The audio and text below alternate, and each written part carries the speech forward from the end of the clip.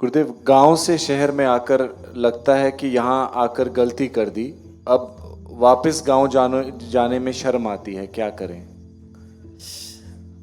शर्म आती है? नहीं, आप गांव जाओ, बोलो मैं वापस गांव में आया। गांव के जैसे सुखी जीवन शहर में नहीं है, बोलो तो।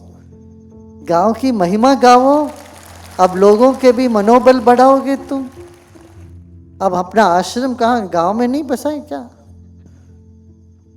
जब यहाँ पर आश्रम बसाए तो यहाँ एक बस आता था शहर से, पता है? सिर्फ एक बस सुबह और एक बस शाम को जाता था। सुबह आ गए तो शाम तक वेट करना पड़ता था, वो बस से वापस जाना होता। और यहाँ बीच में कुछ भी नहीं था, बनशंकरी तक वीराना, पूरा जंगल ही जंगल।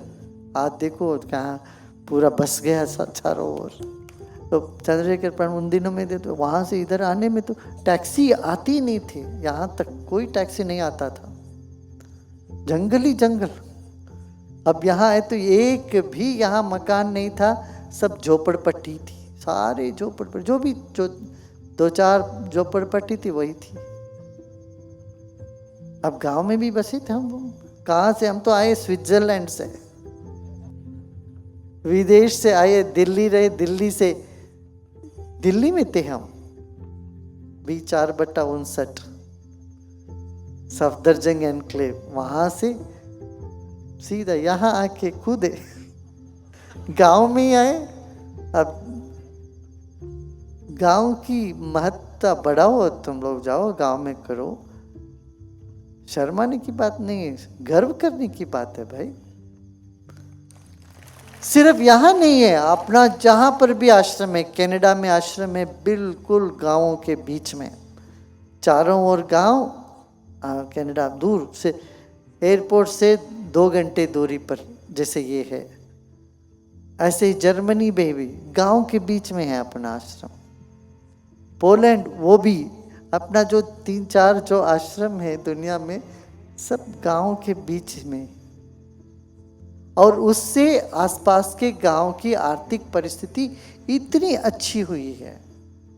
अब जर्मनी में कहते हैं अपने आश्रम के वजह से